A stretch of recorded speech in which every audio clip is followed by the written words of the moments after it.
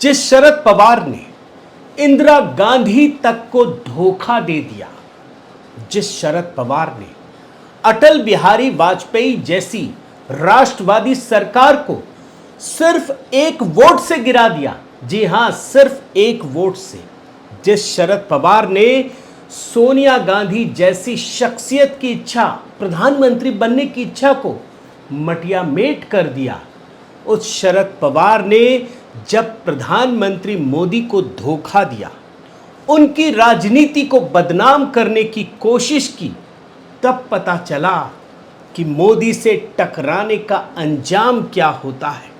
उनकी पूरी राजनीति ही ढेर हो गई, यहां तक कि दोस्तों पूरी पार्टी ही छिनने का खतरा पैदा हो गया है।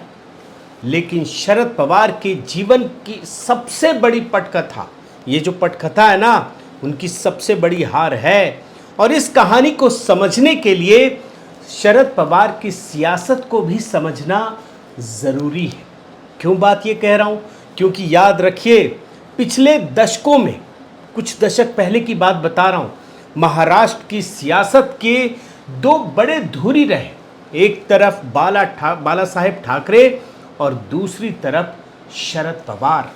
लेकिन पवार ने महाराष्ट्र की सियासत के गणित को ऐसा बदला कि जो धुर विरोधी पार्टी के नेता हैं वो भी उनकी तारीफ करने लगे और ये कहने लगे कि पवार को समझने के लिए 100 जन्म लेने पड़ेंगे। सुन लीजिए, शरद पवारांना ओळखायला 100 जन्म घ्यावे लागतील। उन्हें भीष्म पितामह या चाणक्य तक कहा जाने लगा। देश के राजनीति के सबसे बड़े नेता हैं, मैं तो उनको भीष्म पितामह कहता हूं। और इस भीष्म पितामह ने दोस्तों 2019 में एक भविष्यवाणी कर दी मोदी के खिलाफ नैरेटिव बनाने के लिए, और ये कह दिया कि भारतीय जनता पार्टी भले ही सिंगल लार्जेस्ट पार्टी बन जाए, लेकिन मोदी प्रधानमंत्री नहीं बन पाएंगे। सुन लीजिए, मुझे ऐसे लगता है कि भारतीय जनता पार्टी को क्लियर मेजॉरिटी नहीं मिलेगी। सिंगल लार्जेस्ट पार्टी हो सकती है, और सिंगल लार्जेस्ट पार्टी होकर वो चाहे वो प्रधानमंत्री हो नहीं सकता। मगर शरद पवार का मन इतने में भी नहीं भरा। महाराष्ट्र में विधानसभा चुनाव के बाद भारतीय जनता पार्टी को सरकार बनाने से तो रोका ही, लेकिन साथ ही साथ 2024 के लिए मोदी की राह में रोड़े अटकाना शुरू कर दिया। एकदम पूरी प्रक्रिया शुरू कर दी। ताल ठोकने लगे कि पटना बैठक से तो मोदी बेचैन हो गए, और उसके बाद खुद प्रकट होकर बेंगलुरु में होने वाली बैठक का ऐलान किया। यानी 2019 में जिस भूमिका में चंद्रबाबू नायडू थे, उसी भूमिका में शरद पवार खुद आकर खड़े हो गए। लेकिन जानते हैं दोस्तों, अब जो घटनाएं घटी हैं उसने सिर्फ शरद पवार को सियासी झटका ही नहीं दिया है, बल्कि उनकी पूरी सियासत जो है, राजनीतिक विरासत है, उसको ही अंधेरे में धकेल दिया है। और ये भी दिखाया है कि जो भी शख्स मोदी के सामने बदनीयती से काम करेगा उसका यही हश्र होगा। और आज के वीडियो में इसी को डिकोड कर रहा हूं। साथियों नमस्कार, मैं हरिश्चंद्र बर्णवाल। सबसे पहले आपको महाराष्ट्र की सियासत से जुड़ी एक एक खबर दिखाता हूं। बड़े टाइमलाइन के साथ आपको दिखा रहा हूं कि कल कौन सी घटना घटी है। जो लोग संडे मनाते हैं ना, वो ये समझ लें कि मोदी जी संडे वनडे नहीं मनाते, काम ही करते हैं। तो उनसे जुड़ी हुई जो सियासत है ना, उसमें भी काम होता है। तो कल क्या हुआ पहले आप ये समझ लीजिए। सुबह सुबह एनसीपी के दिग्गज नेता और शरद पवार के भतीजे अजित पवार ने अपने घर में एक बड़ी बैठक बुलाई अपने विधायकों की। और खास बात जानते हैं क्या है? शरद पवार को इस बैठक का अंदाजा भी नहीं था, न बैठक का, न बैठक में शामिल होने वाले नेताओं का। और इतना ही नहीं दोस्तों, इस समय अजित पवार राष्ट्रवादी कांग्रेस पार्टी में राष्ट्रीय स्तर पे किसी भी पद में नहीं है, लेकिन वो विधानसभा में विपक्ष के नेता जरूर हैं, और इस हैसियत से वो बैठक भी बुला सकते थे, उन्हें बैठक बुलाने का अधिकार था। और इस बैठक के बारे में जब पता चला सुप्रिया सुले को, यानी शरद पवार की बेटी और अजित पवार की बहन भी हुई, तो वो गई बैठक में, लेकिन कुछ ही पलों के बाद वो बैठक से बाहर निकल आई, क्योंकि उस बैठक में जो जानकारी सामने आई कि इन्हें प्रदेश अध्यक्ष बनाने की मांग हो रही थी अजीत पवार को। अब उस बैठक में भला सुप्रिया सुले क्या करेंगी? और इसके बाद, बैठक के तुरंत बाद, अजीत पवार अपने सारे साथियों को लेकर राजभवन की तरफ रवाना हो गए और वहां पर एकदम, जैसे कहते हैं ना फिल्मी स्टाइल में, चीजें एकदम तेजी से बदल रही थी। लेकिन घटना छोटी नहीं है। अजीत पवार ने डिप्टी सीएम पद की शपथ ली। उनके साथ 8 और मंत्रियों ने भी शपथ लिया।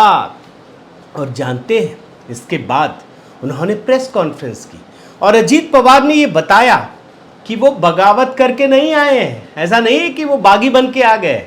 2019 में जो हुआ था ऐसा नहीं है। दिन के उजाले में जाकर शपथ ली और ये कहा कि एनसीपी पार्टी उनकी है, एनसीपी पार्टी की हैसियत से आए हैं। और खास बात यह है दोस्तों कि जैसे जैसे कुछ कुछ पल गुजर रहा था ना, ये भी सामने आ गया कि उनको समर्थन देने वाले विधायकों की संख्या बढ़ती जा रही है।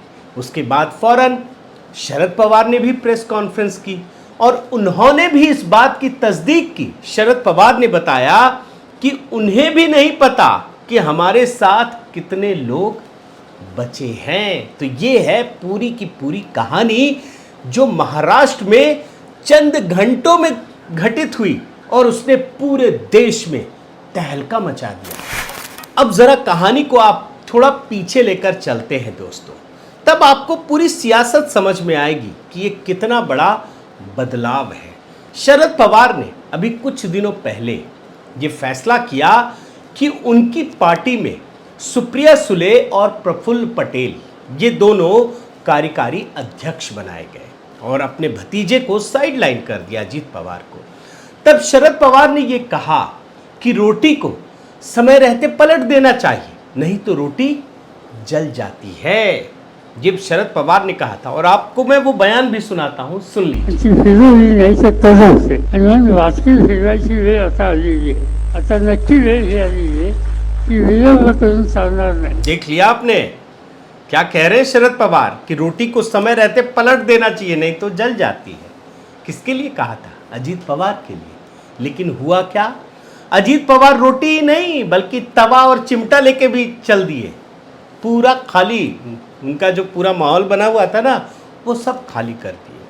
लेकिन सवाल ये है दोस्तों कि शरद पवार को ये दिन आखिर क्यों देखना पड़ा? उनका राजनीतिक भविष्य इतने अंधकार में क्यों चला गया?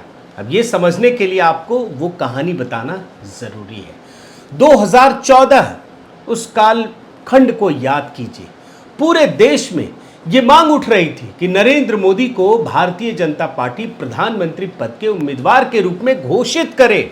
और जब घोषित कर दिया गया तो जानते हैं शरद पवार ने क्या कहा? शरद पवार ने प्रधानमंत्री पद के उम्मीदवार थे, उन पर हमला करते हुए कहा कि मोदी पागल हो गए हैं, उनके दिमाग का इलाज कराया जाए। ये तो खबर आपको दिखा रहा हूं। अब मैं उनका बयान भी सुना देता हूं, आप ट्रांसलेशन भी जरूर पढ़ लीजिएगा। देखिए, काही जग बोलले अडचणी निवडणूक संपेल, त्यांचा पराभव करू आणि चांगलं कुठं हॉस्पिटल असायचं बघू आम्ही त्याच्यावर लक्ष देऊ. देख रहे हैं ना शरद पवार जी ने क्या कहा। लेकिन प्रधानमंत्री मोदी ने इसका बुरा नहीं माना, क्योंकि वो देश हित के लिए कोई भी कुर्बानी देने को तैयार रहते हैं।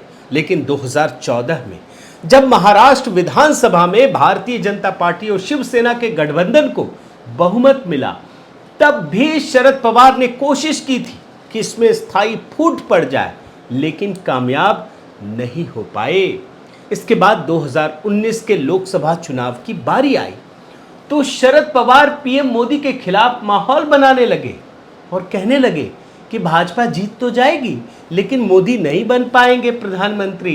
देख लीजिए, बयान भी आपको सुना चुका हूं दोस्तों। और इसके बाद जब 2019 में विधानसभा चुनाव की बारी आई तो ये जानते हुए भी कि भाजपा शिवसेना गठबंधन को पूर्ण बहुमत मिला है, शरद पवार ने गुगली फेंकनी शुरू कर दी। एक तरफ उद्धव ठाकरे पर मुख्यमंत्री बनने का दबाव बनाने लगे, लोभ लालच दबाव सब कुछ करने लगे, तो दूसरी तरफ भारतीय जनता पार्टी के साथ डबल गेम खेलना शुरू कर दिया।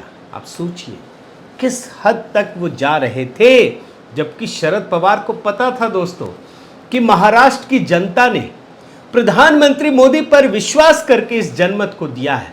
प्रधानमंत्री मोदी के उस बयान को पूरी महाराष्ट्र की जनता समझती थी, सुन रही थी, जान रही थी कि केंद्र में नरेंद्र और महाराष्ट्र में देवेंद्र। एक बार उस बयान को सुनना जरूरी है, सुन लीजिए। दिल्ली में आपने नरेंद्र को फिर से बिठा दिया, अब महाराष्ट्र में देवेंद्र को भी उसी ताकत से दोबारा बिठाए। दिल्ली में नरेंद्र और मुंबई में देवेंद्र। लेकिन जानते हैं दोस्तों, ये तो आपको बयान समझ में आ गया, जनमत भी मिला, लेकिन शरद पवार ने डबल गेम खेलने के चक्कर में ऐसा काम किया जो नैतिकता को तार तार करने वाला था। और आप जानते हैं कि किस प्रकार सुबह सुबह अजीत पवार और देवेंद्र फडणवीस ने शपथ ली थी। शरद पवार का एक ही मकसद था कि एक तरफ जहां शिवसेना को खत्म कर दिया जाए, वहीं दूसरी तरफ मोदी को बदनाम किया जाए। लेकिन जानते हैं कुछ ही साल में नतीजा सामने आ गया, उद्धव ठाकरे पूरी तरह से बर्बाद हो गए। वो जो चाहते थे शरद पवार, वो पूरा हो गया। अब एक बार मैं बीच में रोक करके इसका जवाब जरूर देना चाहूंगा। आपके मन में उठेगा कि आखिर शरद पवार ठाकरे परिवार को क्यों बर्बाद करना चाहते थे या शिवसेना को? तो उसके लिए सिर्फ एक बयान सुनाता हूं। बाल ठाकरे शरद पवार को सबसे बड़ा विरोधी मानते थे, लेकिन विरोधी से भी ज्यादा वो नफरत करते थे। वो ये बोलते थे कि मैं इस आदमी से हाथ भी नहीं मिला सकता। ये व्यक्ति वो है जो वाजपेयी की सरकार को गिराने का दोषी है। आपको मैं बाल ठाकरे का वो बयान सुनाता हूं, सुन लीजिए। Simple thing is the man who is responsible for toppling down their government, that is Vajpayee government. How can we afford to have a shake hand with him? और ये तो हम जानते हैं दोस्तों, हम सब जानते हैं कि किस प्रकार से वाजपेयी की सरकार सिर्फ एक वोट से गिर गई थी, सिर्फ एक वोट से। अब सोचिए कितना, मतलब आज की सरकार को अगर आप देखें तो हिम्मत है किसी की, लेकिन वाजपेयी जी की नैतिकता इतनी अधिक थी। नैतिकता तो आज भी है, लेकिन आपको समय के साथ बदलना जरूरी है, वरना ये लोग तो आपको खा जाएंगे, आपको कहीं जीवित नहीं रहने देंगे। राजनीतिक रूप से मैं ये बात कर रहा हूं। और यही नहीं दोस्तों, जिन वाजपेयी जी को शरद पवार समझदार प्रधानमंत्री बताते थे, उनके साथ भी खेल कर दिया। और ये 2004 की बात बता रहा हूं, उनका एक बयान सुनाता हूं, आप सुन लीजिए। 2004 में अटल बिहारी वाजपेयी जैसा एक समझदार प्रधानमंत्री होने के बाद लोगों ने परिवर्तन की बात की, किसी को हम लोगों ने प्रोजेक्ट नहीं किया था। और याद रखिए, ये शरद पवार ही थे जिन्होंने 70 के दशक में इंदिरा गांधी के खिलाफ बगावत की थी, सरकार में भी बगावत की और सबसे कम उम्र के मुख्यमंत्री बन गए। तभी से उनको चाणक्य भी कहा जाने लगा। लेकिन 2019 में पवार साहब ने एक ऐसा काम किया जो लोकतंत्र के नाम पर धोखा था। वो डबल गेम खेलते रहे, देवेंद्र फडणवीस के साथ बातचीत करके अजीत पवार को आगे कर दिया, बाद में पीछे हट गए। और जानते हैं, देवेंद्र फडणवीस या अजीत पवार को तो धोखा दिया ही, लेकिन अगर हॉलिस्टिक तरीके से देखें, ओवरऑल देखें, तो उन्होंने प्रधानमंत्री मोदी को बदनाम कर दिया। और बहुत समय तक तो चुप्पी साधे रहे देवेंद्र फडणवीस, लेकिन बाद में उन्होंने खुलासा कर दिया। तो जानते हैं, शरद पवार ये कहने लगे कि देवेंद्र असभ्य आदमी है। आप रिपोर्ट देख लीजिए। फिर बाद में लगा कि भैया छुपाने से कुछ नहीं होगा, तो ये कहने लगे कि ये सब लोकतंत्र बचाने के लिए किया था। बयान सुनिए।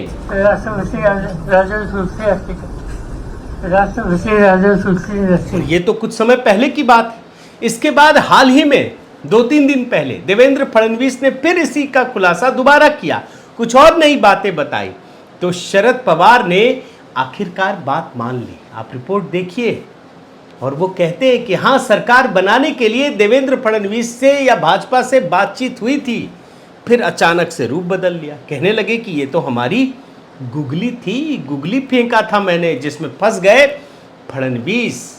और इतना ही नहीं दोस्तों, ये सब करने वाले शरद पवार 2024 के लिए सीधे मोदी को चुनौती देने लगे। अब आपको मैं 2 तस्वीर दिखाता हूँ, क्योंकि जब चुनौती देंगे तो कुछ ना कुछ तो करेंगे ही। और इसके बाद इस चुनौती का सामना करने के लिए, चुनौती देने के लिए जब वो अपनी सियासी सेना तैयार कर रहे थे, तो इस पोस्टर को बड़े ध्यान से देख लीजिए। 3 चेहरे हैं। कौन है 3 चेहरे? और जो 3 लोग बैठे हैं वो भी देख लीजिए। शरद पवार और उनके अगल बगल में सुप्रिया सुले और प्रफुल्ल पटेल। अब तस्वीर बदल गई, रोटी पलट गई। अब ये तस्वीर देखिए, बीच में अजीत पवार, बगल में प्रफुल्ल पटेल और छगन भुजबल। यानी छगन भुजबल जो उनके सबसे अधिक करीबी हैं, वो तो दूर हुए ही, प्रफुल्ल पटेल भी उनसे दूर चले गए। यानी उम्र के जिस पड़ाव में शरद पवार अपनी बेटी के कैरियर को सेट करने में लगे हुए थे, अब स्थिति यह है दोस्तों कि उनके पास तो अपनी पार्टी तक नहीं बची। परिवार भी बिखर गया, पार्टी भी चली गई, और ये उम्र के इस पड़ाव में उन्हें देखना पड़ रहा है। तो कुल मिलाकर दोस्तों, शरद पवार राजनीति के माहिर खिलाड़ी हैं, इसमें कहीं कोई दो मत नहीं है, क्योंकि उन्होंने इंदिरा गांधी को चुनौती देकर, बगावत करके, वो भी इतनी कम उम्र में, उन्होंने ये दिखा दिया कि वो किस प्रकार से शह और मात का खेल खेल सकते हैं। लेकिन अब उन्होंने इसी खेल में एक ऐसे व्यक्ति को छेड़ने का प्रयास किया जिसके साथ खुद प्रकृति खड़ी है। वो एक ऐसी शख्सियत है जो निस्वार्थ भाव से देश के लिए समर्पित तरीके से काम कर रहा है। और मैंने आपको दिखाया है कि जिन लोगों ने भी, राजनीति अपनी जगह ठीक है, लेकिन अगर आपने बदनीयती से मोदी को छेड़ने का प्रयास किया तो आपकी राजनीति हमेशा के लिए खत्म हो जाती है। और ये मैंने आपको कई व्यक्तियों के संदर्भ में, सियासी व्यक्तियों के संदर्भ में आपको दिखा चुका हूं, और शरद पवार इसके सबसे ताज़ा तरीन उदाहरण है। बहुत बहुत धन्यवाद। आपसे निवेदन है साथियों कि आप मेरे इस चैनल को ज़रूर सब्सक्राइब कीजिए, लाइक कीजिए, शेयर कीजिए, कमेंट कीजिए, और इस बेल आइकन को प्रेस करना मत भूलिएगा। नमस्कार।